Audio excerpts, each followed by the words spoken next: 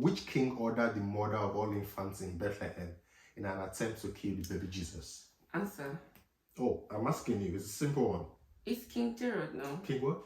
King something. What is King Gerald? Wait.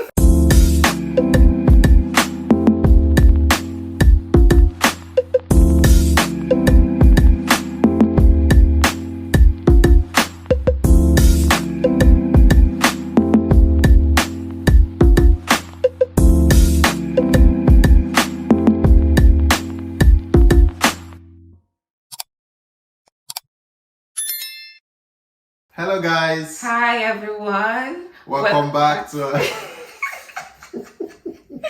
Okay, you go first. take two. Cut. Welcome back to our YouTube channel.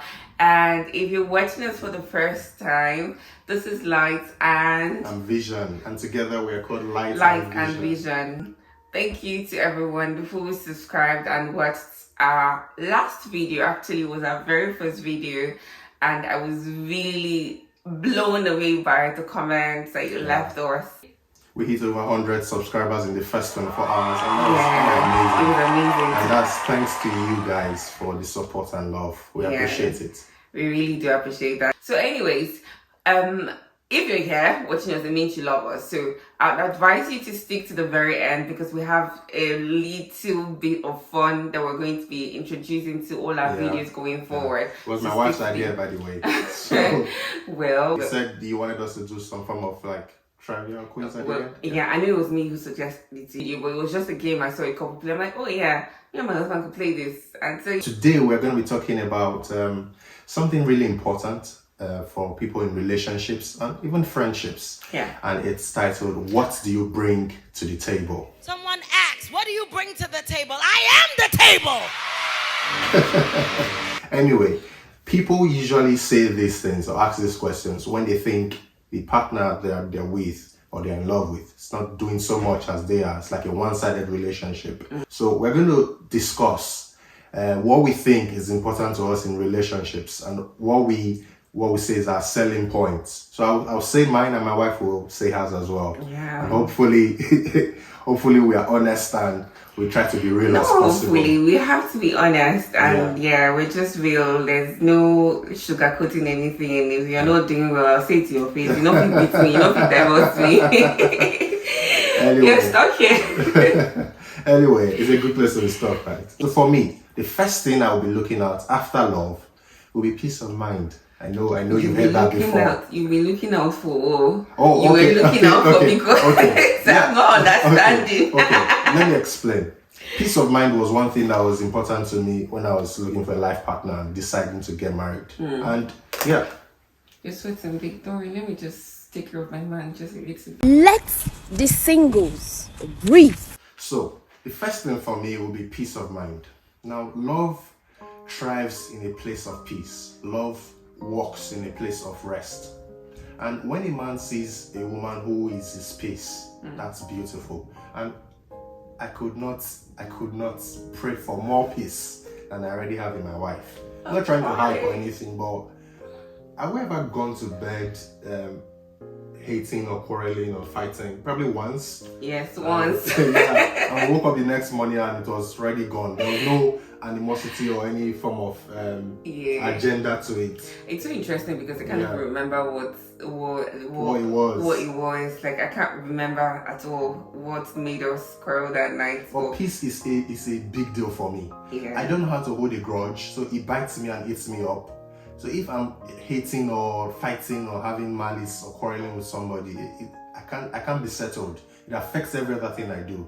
So when I came into marriage and I found out that my wife was willing to give it to me, and she still does, like, it's a big deal. And I'm so grateful to God that we are not the kind of couple who have so many issues and calling on third parties, family members, and that's a big deal for me. Okay, what do you think is yours? To be honest, interestingly, I also had peace as my very first point. Anyway, copy. Say yours. I'm not copying. No, seriously, I had peace as my very first point because, I mean, ever since we got married, I've just never had reason. So he's come from the angle of, he doesn't like to keep malice, but I'm coming from the angle of I've never really had to think about what's my husband doing when we're not together. It's never crossed my mind. I've never had to be worried, doubt, like just any form of anxiety creep into my mind to say, oh, my husband is. So even when we're not together, because we spend a lot of time apart because of your work, but it has never crossed my mind that he's going to be somewhere else or doing something that I probably don't approve of. So yeah, he gives me peace in that regard. For this counts as my point though, so you have to say yes. Okay, so the second fine, I give it to you. This Vision 1, Sandra 0. Alright, so the second point for me would be that you're very supportive and encouraging, and it's so important that when you're choosing a life partner, you want someone who is able to lift you up, someone who is going to encourage you when perhaps you feel actually low, and when you feel like you're not living up to certain standards that you've set for yourself. It's very important that you have someone who supports your dream. And if I should say this, there's never really been an issue with Vision wanting me to even succeed more than he succeeds, right? Like, he's always pushing me to the best version of myself. So there is literally nothing I'm going to find myself doing that I feel like my husband is not going to support me. The only thing I need to do is to say it, just in fact whisper it to his ears, and I know that he's going to support. So yeah, I think that's really key for me, and I'm glad that he brings that to the table. I have that comfort, I have the support, I have the encouragement. I need to do whatever I want to do. So it's like a space for me to thrive.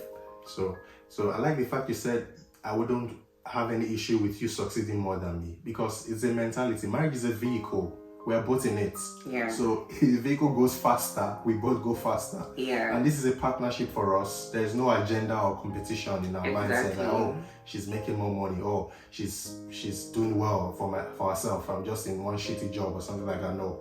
It's both of us winning together. Yeah. Regardless of who is the face of the success. Exactly. And that's important too, although that was not part of my point, but thanks for bringing that up. The second thing for me is the thoughtfulness. My wife mentioned something about being supportive and listening and taking care of the other person. And I think thoughtfulness also comes in there when you are mindful of what's really happening in the relationship and you are willing to do something about it. For example, my wife knows how to point out needs that I have and meets them. And she does it in a very amazing and sweet way, a very romantic way. Now, okay, I'm going to give 2 examples. First will be my birthday last year. I turned 30, and I wish we could share the videos of the many gifts she got me. So it was not just the number of gifts, it was the quality of those gifts. The fact that she put in some work into it. If I were in her shoes, I'm trying to improve though, I would just write probably a short note and say, here's your gift, take. Boring. Oh, sometimes I don't write notes. But at least I bring gifts, at least. Yeah, no. But my wife would be thoughtful, and she would write a poem, or she would put clues around the house and say, check the drawer for your next gift. And I had numerous, several gifts like that. And it was amazing, basically. The second thing is, my car got banned earlier in the year, and it was really taking a toll on me and my job. It was stressing me out, and my wife gave me a gift of a car. So that's a big deal. That's like the biggest gift I've ever received in my entire life. Hey, baby boy. How are you? Hey, you. I used to tell you that with you've shown me how love ought to be. There's no limits. Like, you go all out, and sometimes I think you've done enough, and you just wowed me and blew my mind. And I saw a video on her phone after she had given me the car to say she was challenging herself to make things work, to make sure that I don't have the stress she took a video of the previous car being towed away. Yeah, I think it was when they were towing the vehicle. You were at work that day, and obviously my window is facing. Outside. So I saw when the towing company came to tow the vehicle. I just took a picture I sent to him, but then I made the video challenging myself that I was gonna get him a car for his next birthday. He's not really been happy, and this is everything I need to work so hard to get my husband a car for his birthday. I mean, it's still a few months away. It's in October. This is May ending, so I've got 4 months to work hard and save up to get him a car. I'm not going to show him this video, but let me see how it goes. Fingers crossed. Oh no, it's going. And you see, my wife was going to save everything she made this year to give me a car. Like, how do you think of these things? How are you so thoughtful? And you're not worried about probably going broke. And actually, she went broke after getting the car. And I think it just left 200 pounds in her account. Afterwards, I had to help her with about 100 pounds. Babe! Yeah, as a caring husband. Yeah. Really caring husband. Caring and thoughtful husband. But yeah, thank you for the gift. Thank you. It was so amazing. And I know I've said thank you so many times. I just wanted to know that being thoughtful is so special and I appreciate it. Yeah. So what's yours? You're welcome. I'm just going to add that and it takes a lot of intentionality and planning and just being able to look to the needs of your partner. Yeah. So it doesn't have to be your significant other, someone you're in a relationship with. It could just be a friend. I always love when I see friends go out of their way for, another person. I always love it when I see people going the extra mile just to put a smile on someone's face. Yeah. So I'd say the second thing for me is linked to this one that we just mentioned is being a provider. Okay. So I always wanted a man who could provide for the home. Yeah.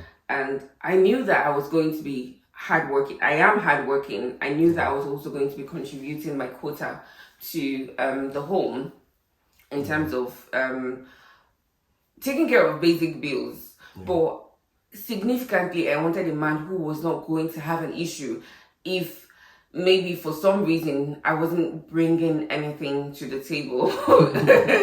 We're talking about. So I wanted someone who was going to be comfortable if I wasn't bringing anything to the table, and he was going to assume that role. And you did not want to stay at home dad. No, I did not stay at home. Stay at home husband for what, please. I remember when the times where I mean, it's so funny. So there was a time you were in a particular rotation where you didn't need to go to work every time. Like, you were basically having a chill. Like, he wakes up at 10 o'clock in the morning, and I'm like... But for just 4 months, though. So. But even that 4 months, my body was biting me. It was feeling like this is, not a field person per se, but...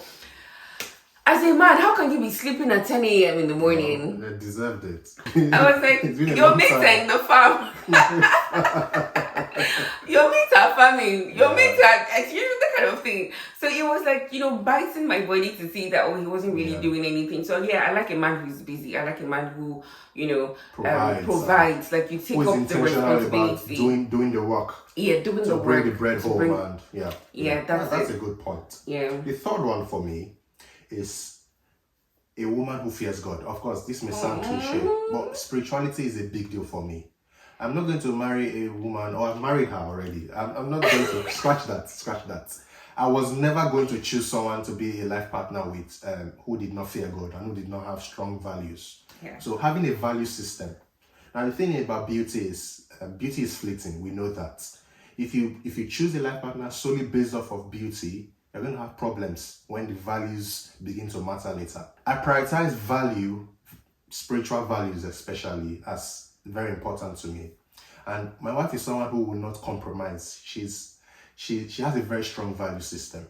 And when we were dating, we had experiences where people were probably trying to entice her with gifts or special, what's the word now?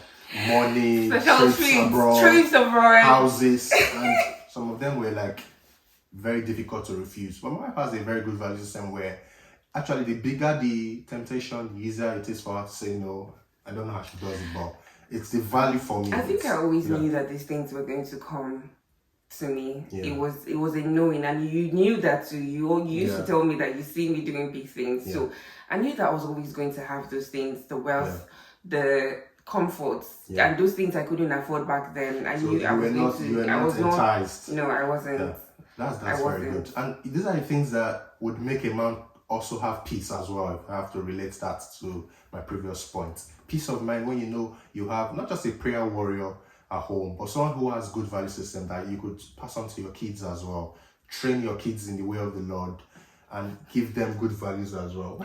You I'm love laughing because this is all the points I had to say for my last. So sorry, but you have to say something else now I because can't say something else. yeah. Okay. So think of something. To be honest, we told ourselves we're going to come up with 3 points only. Yeah. I have given you people 3. Yeah. And then even the last point that I still had, he still went to go and steal it. No, I had no idea you had that. as a And point. we told ourselves we were going to tell each other our points. Yeah. But we're just going to come up. But it so happened that I came up with 4. Yeah, should I give you expo? Don't give me a score. I came up with 4 points. And then 2 out of the 4 points, he still stole it. So my last point is also spirituality. Oh my gosh. I love the fact that you're able to hold us up. I love the fact that I can sleep knowing that my husband is praying for me and praying for us. I call him the priest of the home, even though he doesn't like that title. He said that me, I should also be the I have to priestess. wake me and say, like something random. Like we're talking about something random. It's not something spiritual. And she would just say, yes, babe, pray for us. Like, you had the idea for us to pray. Why not just And I was saying lead that us? you're the priest of the home. And she You just pray. brings up that card. You're the priest of the home. Oh my God. You had the idea to pray. Why not just, as you are led, start prayer? She said, no, you're the priest of the home. But yeah, I like the fact that you see me as the priest of the home. And I am the priest of the home. Yeah. But and that's really important that we share the same values. We have so much that we're in sync with. And that helps you grow together. Yeah. Just like an extra bit, I'll just add something just to give my wife some extra points. I don't blame you. I would yeah. Another thing that really makes love work is when your partner, the person you are in a relationship with, is invested in improving themselves, Oh yeah. in their personal development, in their personal growth. Work. So when you have someone who is really pushing Fast-paced. themselves and motivating themselves, that could help you as well. True. And it's really a big deal for me. And I like the fact that my wife is someone who doesn't settle. She actually gives herself a little credit for what she does, but she's really fantastic at her job. And I'm proud of you. I'm proud of the fact that it's only a testament to show what you will be doing in the next 5 to 10 years. Thank And you. keep at it. Aww. Yeah, it's good, it's great. My head with the bus It's great. So guys, you could drop in the comments what you think are the things that are the big deals for you. It's like your relationship language per se. I won't call it love language because we have the love languages. What are the things that make you tick that you would not want to not have in a relationship? I mean, even if you're not in a relationship, in friendships, what you look out for, leave us a comment. Tell us what you think. The things that you would not settle for, and the things that make you really love in a relationship, keeps you alive and keeps you happy in a relationship. So yeah, that's us signing out of the first segment of today's video. Now we're going to the second segment of today's video. So first of all, a big shout out to Light, who's come up beautifully with a Bible quiz. So I have that in my tab right here. Let's go for it. We haven't opened it. You know I'm better when it comes to Bible. My husband has read the Bible. He said he boasts that he has read the Bible at least three times back to back at least. I am still struggling on my first I'm not attempt. bragging. It's what we do. It's like You are proud. I'm not proud. You are very proud. Let's go for the questions. So it's us opening for the very first time. It says Light and Vision Bible Quiz. Are you ready? Drum roll, break a leg. Let's have it. Let's go. God told Adam and Eve to be fruitful and what? Multiply. That's a very simple one. I was waiting for you to answer it. Let's go for like something hard. Was she? Okay. So she's correct. Multiply. Who went? What verse of the Bible? Genesis chapter 1. Verse what? Verse 3. Verse what? Let's go. One verse 3 is like, God said, let there be light. Okay, sorry, verse 20 something. Oh yeah, let's go. Okay, who went blind for 3 days on his journey to Damascus? Yeah. So, Yeah, the Saul of Tarsus, the one who became Apostle Paul. they didn't ask you that one. They didn't ask you that one. They say who? Just the name. No, we have to explain so that you know that really know the No, answer. you be answering. Okay, I'll ask the third one. Which king ordered the murder of all infants in Bethlehem in an attempt to kill the baby Jesus? Answer. Oh, I'm asking you. It's a simple one. It's King Herod. King something. What is King Gerald? Did you know? Wait, did the name not start with J? No. Oh yeah, King what? King Gerald. Try one last time. You are very close. To kill baby. Hey, Jesus. Hey. You like the sound. It sounds like Yeah, the it answer, sounds but- like it. Say it again. King Geraldine. So it's King Herod. Wait, I wasn't King Herod. Sorry, if I read your Bible. you. Hey, What is God. Herod? Wait, see, to be honest, I was like Herod, but there's no. Is Herod?